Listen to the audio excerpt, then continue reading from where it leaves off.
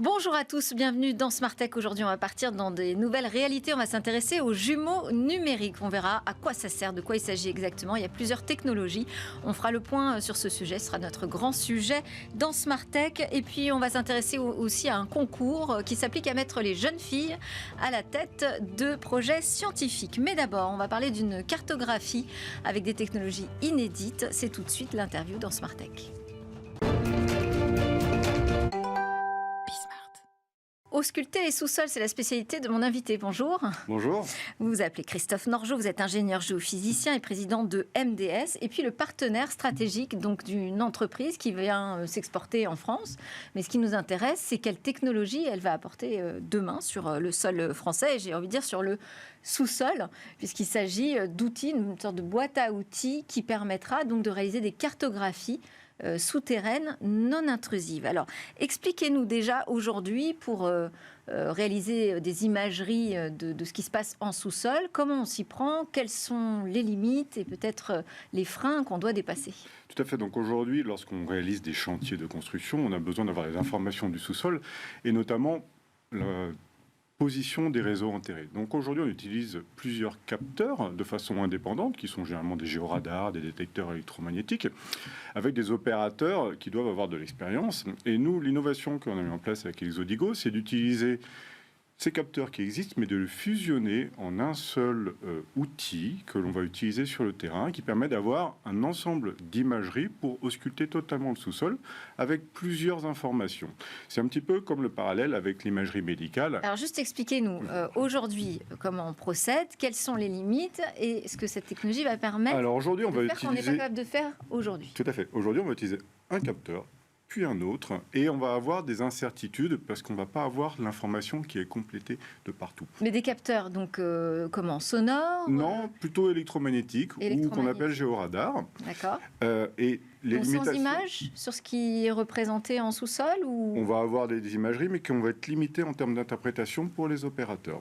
Et donc aujourd'hui, l'innovation, c'est de pouvoir fusionner ces données-là, avec en plus l'information des cartographies existantes, et une interprétation automatique par des algorithmes assistés par intelligence artificielle. Donc ça reproduit, en fait, à partir de l'ensemble de données, ça va permettre une reproduction visuelle. Tout à fait. À l'identique, pratiquement, de ce qui se passe. À l'identique, bien sûr, avec des limitations de profondeur d'investigation qui dépendent un petit peu de la qualité du sous-sol et de la complexité. Mais on va reproduire, en effet, un petit peu comme votre sujet, le jumeau numérique du sous-sol pour avoir toute l'information. Ce sera effectivement le grand sujet juste après. Donc, c'est un semblant de jumeau numérique ou c'est un jumeau numérique, puisque vous me lancez sur ce sujet? Oui, en fait, on va récupérer une information en 3 dimensions qui était complètement intégrable dans le jumeau numérique. D'accord. Donc, on va pouvoir aussi se promener virtuellement, en fait, dans ces réseaux souterrains. Tout à fait. Et quels sont les usages? Ça intéresse qui? Alors aujourd'hui, ça intéresse tous les acteurs des grandes infrastructures qui vont construire, par exemple, des tramways, construire des métros, construire des aéroports, et toutes les industries qui, par exemple, ne connaissent pas bien la position de leur réseau, parce que ce sont des industries, par exemple, qui sont en place depuis une centaine d'années, qui ont construit des réseaux. Réseau électrique, réseau télécom, réseau. Oui, on parle de tout réseau, assainissement, télécom, électricité, gaz. Alors, il y en a certains qui sont plus dangereux que d'autres si on les touche, mais généralement, on a une assez mauvaise information sur ces réseaux. Et donc, on a besoin, lorsqu'on veut réhabiliter un site, d'avoir l'information sur la position pour ne pas avoir de dégâts lors des travaux. Et alors, ça pourrait permettre de même pas avoir besoin d'aller vérifier en sous-sol si on a fait la bonne cartographie? On va avoir en effet une qualité de cartographie qui va nous permettre de limiter les vérifications. On a toujours il y a toujours une vérification. Il y a toujours une petite vérification pour certains endroits où on a des petites incertitudes, mais on va essayer de limiter ce qu'on appelle le contrôle destructif au minimum pour pouvoir optimiser les chantiers. Alors vous avez cité le nom donc de l'entreprise qui propose cette technologie, donc qui fusionne, vous nous l'avez dit, des capteurs, de l'imagerie 3D, de la simulation, de l'IA aussi, j'imagine, l'hébergement dans le cloud, enfin bon, tout cet ensemble. Donc cette entreprise, c'est une entreprise israélienne, c'est ça? Non, c'est une entreprise américaine avec une technologie d'origine israélienne. Ok. Et aujourd'hui, ils ont des marchés en France déjà? Alors aujourd'hui, on est en train de développer le marché en France. Leur plus gros marché aujourd'hui est basé aux États-Unis principalement, avec des revenus qui ont été multipliés par 10 depuis 3 ans, depuis la création de l'entreprise. Donc le gros marché, ce sont les États-Unis. Et on est justement en train de développer le marché marché sur l'Europe avec des actions, déjà des marchés en Angleterre, en Italie et en France, puisqu'on a déjà travaillé, nous, avec Total Energy, Vinci, GRDF, donc, qui sont des gros acteurs des infrastructures en France. Et c'est pas une petite entreprise. J'ai vu une levée de fonds de plus de 100 millions de dollars qui a été réalisée récemment. Tout à fait. Donc c'est une entreprise qui avait déjà levé plusieurs dizaines de millions d'euros en 2021 et qui vient de relever 100 millions de dollars aux États-Unis juste en février. Et on n'a pas d'équivalent en France. C'est une technologie aujourd'hui complètement unique au monde. Merci beaucoup Christophe Norgeot, président de MDS, de nous avoir expliqué ce qu'il est en train de se passer dans nos sous-sols. Merci à vous. Allez, on continue sur ce sujet de la virtualisation parce qu'on va s'intéresser aux jumeaux numériques. On parle de jumeaux numériques aujourd'hui dans Smart Tech. On va s'intéresser à ce que c'est exactement, quelles sont les technologies derrière et puis à quoi ça sert surtout. Alors grâce à deux spécialistes, deux concepteurs même de jumeaux numériques, de double numérique on peut dire.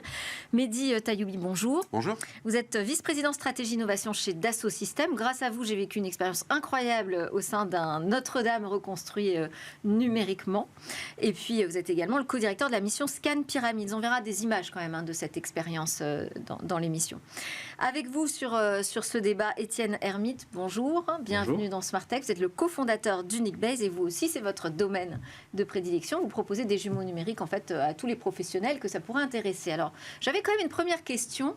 Est-ce qu'il y a une définition ou plusieurs définitions de ce qu'est un jumeau numérique ? Je crois que notre présence à tous les deux montre qu'il y a plein d'applications. Définition, attendez, on n'est pas sur les applications encore. Donc le jumeau numérique, c'est comme son nom l'indique, c'est le même objet, mais dans une autre dimension, qui est la dimension digitale. Donc on va reproduire toutes les caractéristiques de l'objet qui sont utiles pour l'application qu'on veut en faire.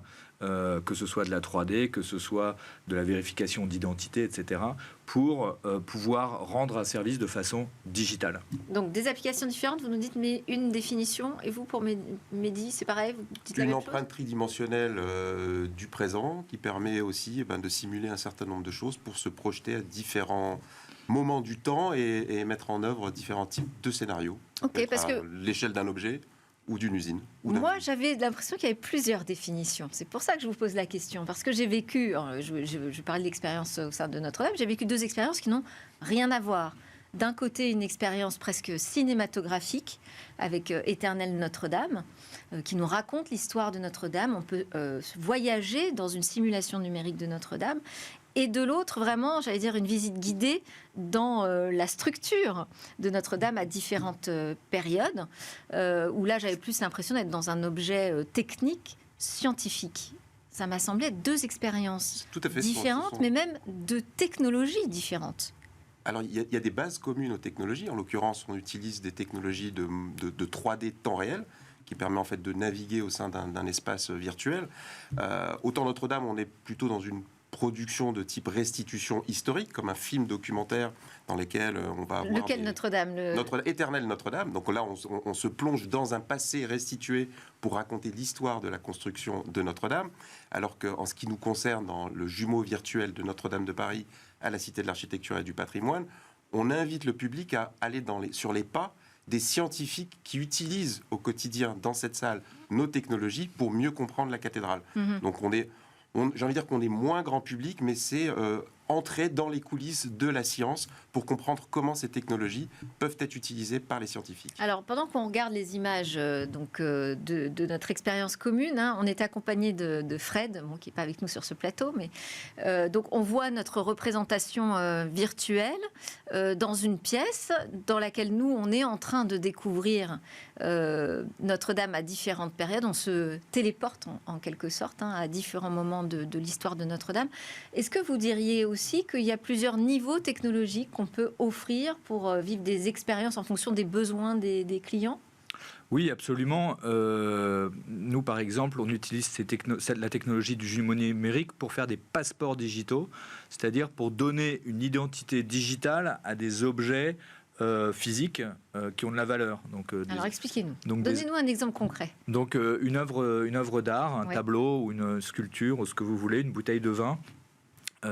C'est un objet physique qui a de la valeur et qui dure longtemps et qui peut faire l'objet de plusieurs transactions. Si c'est un meuble, il peut être rénové, il peut être réparé.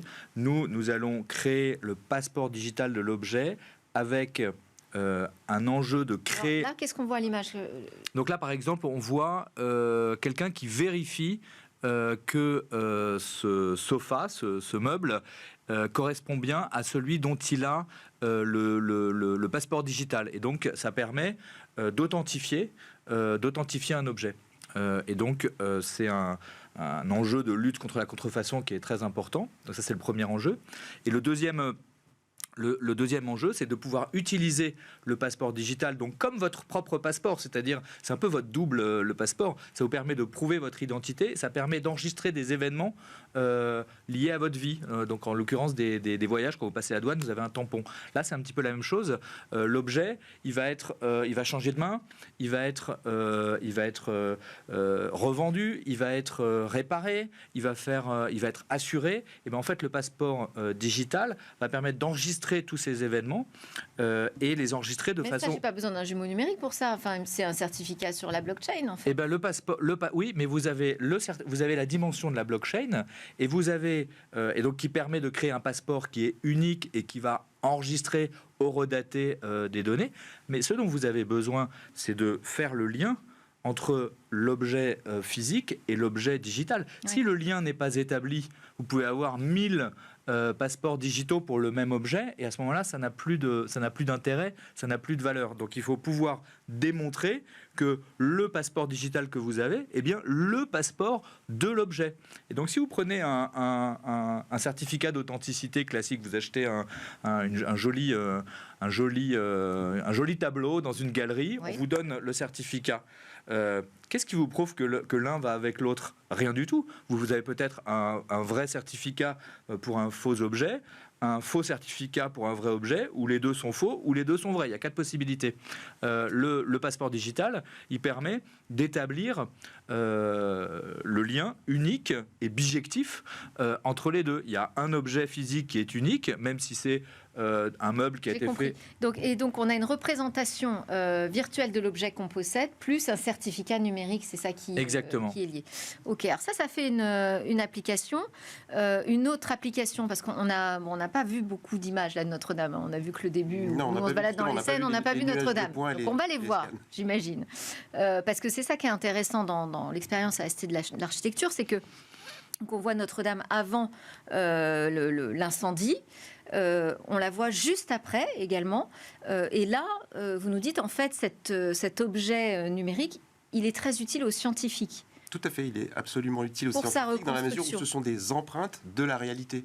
On n'est pas dans une restitution faite par un graphiste, on est sur des technologies en fait de prise d'empreintes tridimensionnelles qui vont être faites soit par photogrammétrie. Donc là, on voit la toiture. Absolument. Là, on est sur un mix de données entre de la photogrammétrie pour l'extrado des voûtes au-dessus et en dessous, en fait, une prise de données 3D par lidar, donc par prise de mesure laser. Et donc le mix des deux permet d'avoir en fait cette scène qui peut être étudiée à l'échelle grandeur nature, c'est-à-dire que les scientifiques peuvent se déplacer sur les voûtes, par exemple, valider des hypothèses de placement de vestiges de bois, puisqu'il faut savoir que très peu de personnes ont pu accéder à la cathédrale dans cet état-là. Et oui. Et en revanche, les vestiges, eux, sont consultés, peuvent être consultés dans le dépôt où ils sont stockés.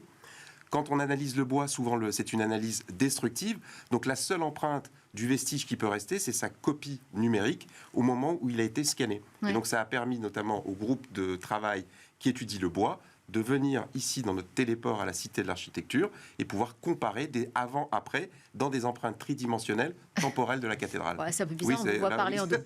Mais ce qui est intéressant aussi, c'est que vous parlez par exemple des poutres, le visiteur, comme le scientifique, peut manipuler finalement des objets, comme si c'était des objets réels, à travers un petit boîtier qui sert de projecteur. On a un petit boîtier, exactement, qui est traqué au même titre que les utilisateurs dans l'espace dans lequel on déambule.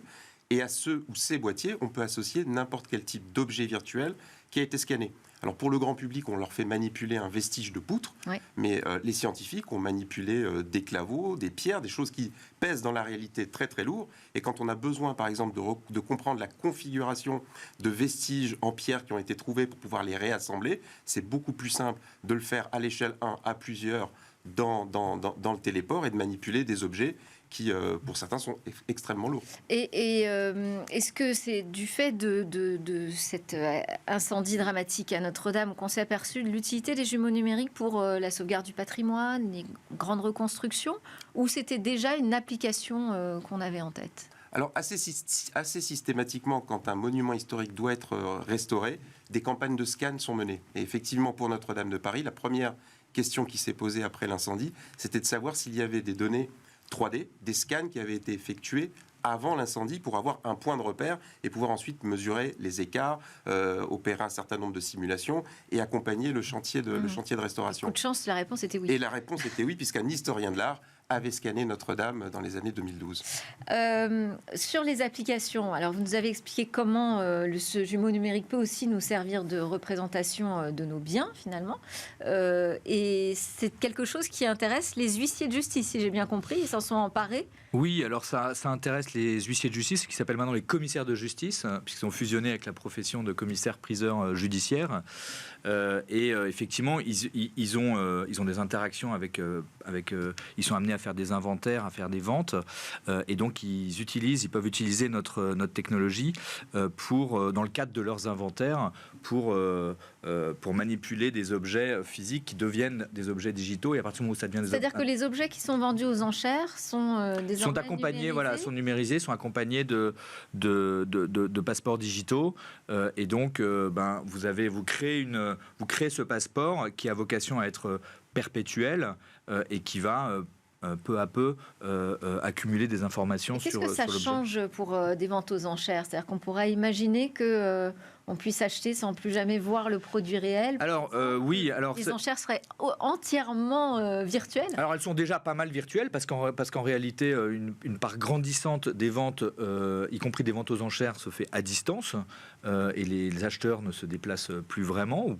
beaucoup moins en tout cas. Les objets sont déplacés encore. Alors les objets sont encore déplacés. D'ailleurs ça coûte très cher et demain on pourrait tout à fait éviter ça. Ouais. On pourrait faire des ventes aux enchères sur le métaverse pour pouvoir appréhender les objets, les simuler chez soi, etc. Il commence à y avoir des initiatives pour ça. Et donc en fait, à partir du moment où vous avez le double digital d'un objet, vous pouvez imaginer plein d'applications autour de ça. Donc ça veut dire quoi ? Créer de nouveaux business peut-être ? Il y a plein de business à créer. Il y en a qui, si vous voulez, l'intérêt immédiat, c'est lutter contre la contrefaçon, et qui est un énorme sujet, augmenter la confiance dans les transactions, dans les places de marché, parce que c'est un business qui explose, les ventes de seconde main, et en fait, à partir d'un certain montant, d'une certaine valeur d'objet, les acheteurs, il y a une asymétrie d'information entre le vendeur et l'acheteur, et la peur de la contrefaçon fait que c'est difficile d'acheter des objets au-delà d'une certaine valeur. Il y a un problème de confiance et de traçabilité et d'authenticité. Vous pouvez acheter des services depuis le jumeau numérique. Voilà. Et demain, il y a plein d'autres applications. Il y a les applications de métaverse, et il y a aussi des applications peut-être demain, c'est pas encore le cas, financière, c'est-à-dire qu'en fait le changement de propriété se fasse par le jumeau numérique plutôt que par l'objet physique, et que le changement de wallet, de portefeuille du jumeau numérique entraîne le changement du titre de propriété, vous voyez, ou même on peut imaginer la titrisation d'objets physiques qui se fasse via le jumeau numérique. Bon, ça on ne vivra plus que dans un monde virtuel là. Et en termes de technologie, parce que là ce sont plus finalement des freins d'usage peut-être qui se présentent à nous. Est-ce qu'on a vraiment envie de passer dans cette étape 100% virtualisée ? Mais est-ce qu'il y a des freins encore technologiques ? Parce que ce qu'on voit dans les images de jumeaux numériques, c'est déjà très impressionnant en matière de précision. Est-ce qu'il y a encore des freins ? Peut-être des freins économiques aussi ? Alors, en ce qui concerne la réalité virtuelle, ce qu'on a souhaité mettre en œuvre, c'était de faciliter la création de scénarios de collaboration immersifs. Donc le principal frein, c'est qu'aujourd'hui, il faut maîtriser des techniques de modélisation, de création de modèles, de développement 3D pour pouvoir créer souvent des scénarios de réalité virtuelle. Et en fait, on s'est attaché dans le laboratoire installé à la Cité de l'Architecture, notre téléport, à faciliter la création de scénarios. Et l'idée était avant tout de mettre à disposition notre logiciel qui fonctionne aussi facilement qu'un logiciel bureautique, le mettre à disposition des scientifiques pour qu'ils puissent le plus simplement possible venir avec leurs données, créer leur scénario de collaboration, leur scénario de questionnement, faire venir leurs pairs, et puis ensuite dérouler leur visite en tant que médiateur. Alors, quand le grand public est accueilli, on a un guide conférencier qui lui anime les sessions. Ce sont des petits groupes de 6 personnes. Mais le principal objectif, c'est de faciliter cette collaboration immersive et la création de contenu par des non-experts. Donc c'est la prise en main aujourd'hui qu'on cherche à développer technologiquement.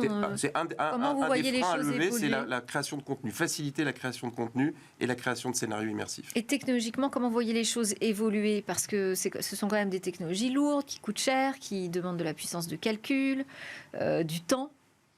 Alors, ce sont des technologies dont le prix baisse énormément. Si je prends un cave, c'est-à-dire une salle de réalité virtuelle, il y a 20 ans, c'était des investissements d'1 million d'euros. Aujourd'hui, on parle d'ordinateurs avec des cartes graphiques 3D standards, comme celles qu'utilisent les joueurs. De nombreux constructeurs se sont lancés aujourd'hui dans la fabrication de casques de réalité virtuelle. On fait le pari de la réalité virtuelle.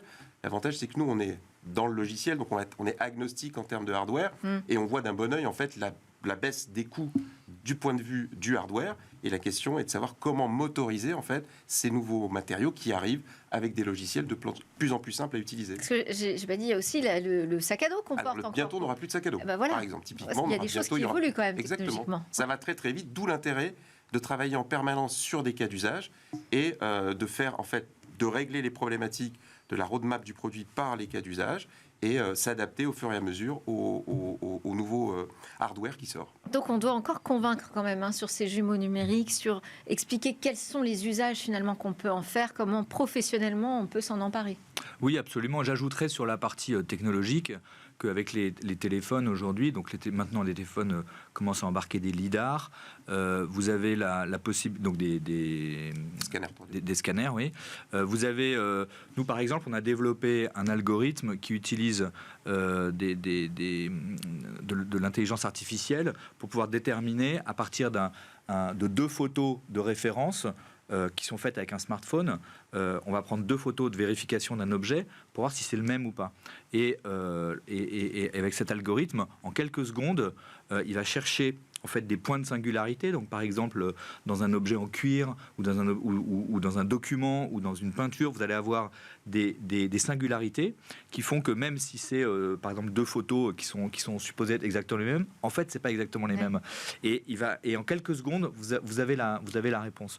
Donc il y a plein de verrous technologiques qui sont levés par la performance des téléphones, par l'intelligence artificielle, par la possibilité de faire des calculs du cloud computing de façon pas si chère que ça. Et donc les verrous sont quand même en train d'être levés. Après, il y a des questions d'usage. Merci beaucoup. Voilà, on en est aux usages. J'espère qu'on aura permis d'en découvrir quelques-uns. Merci Mehdi Tayidi d'être venu dans Smart Tech de Dassault Systèmes et Étienne Hermite de Unique Base. Allez, à suivre, on va parler des filles dans la science.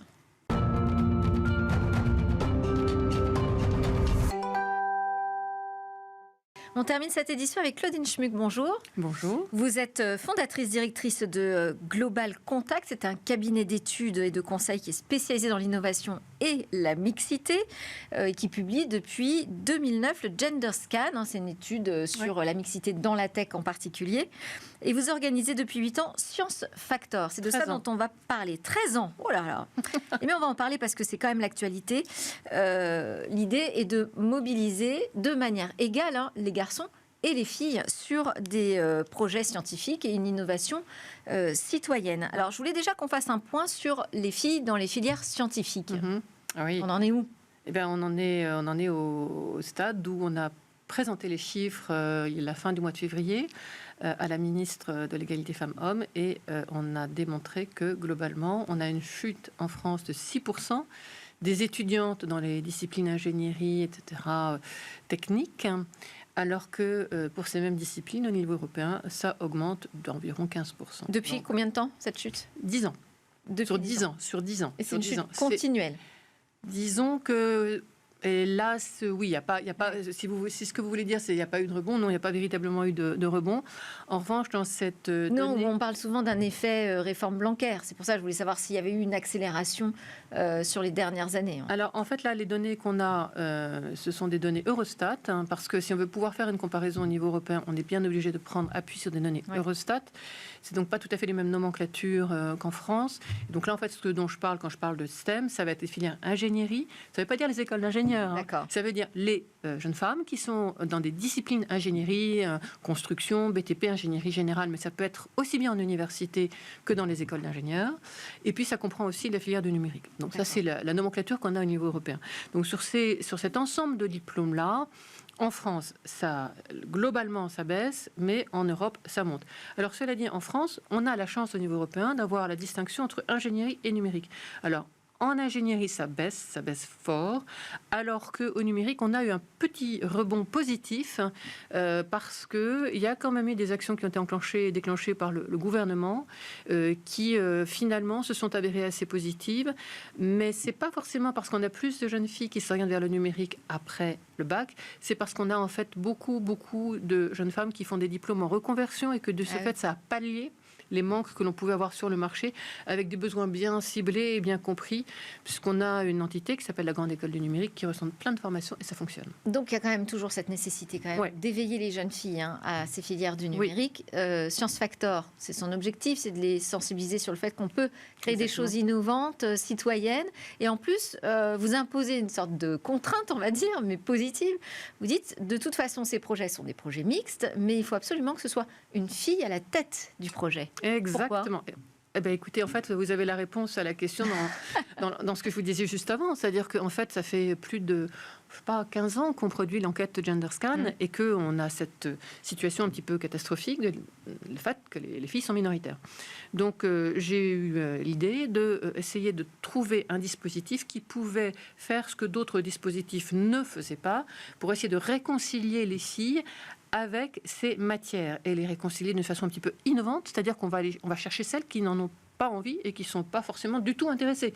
C'est-à-dire qu'actuellement, on a plein de dispositifs qui existent et qui vont réussir, et ça c'est très important et c'est très bien, qui vont réussir à éviter que des filles ne se désorientent ou s'orientent différemment, etc.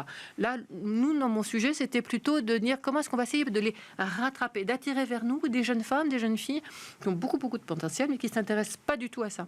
Donc, on a mis en place Science Factor, parce que j'appuie sur le bouton stéréotype féminin, on est dans le care, on est dans l'attention aux autres, on a le sens de l'intérêt général, parce qu'on sait par toutes les études sociologiques qu'on a faites que globalement, ce sont des facteurs de motivation importants pour les filles, traditionnellement plus importants que pour les garçons. Je dis bien traditionnellement, parce que comme moi, vous savez, on vit dans un monde quand même assez dur, et je pense que les jeunes générations sont en train de se mobiliser pour essayer de faire en sorte que ça bouge. Donc, bon. Et vous en faites partie. Merci beaucoup. On arrive déjà à la fin de cette émission. Merci Claudine Schmick d'avoir été avec nous et de nous parler de Science Factor, et merci à vous de nous suivre sur la chaîne Bismart. C'était Smart Tech. Je vous souhaite une excellente journée. Wow.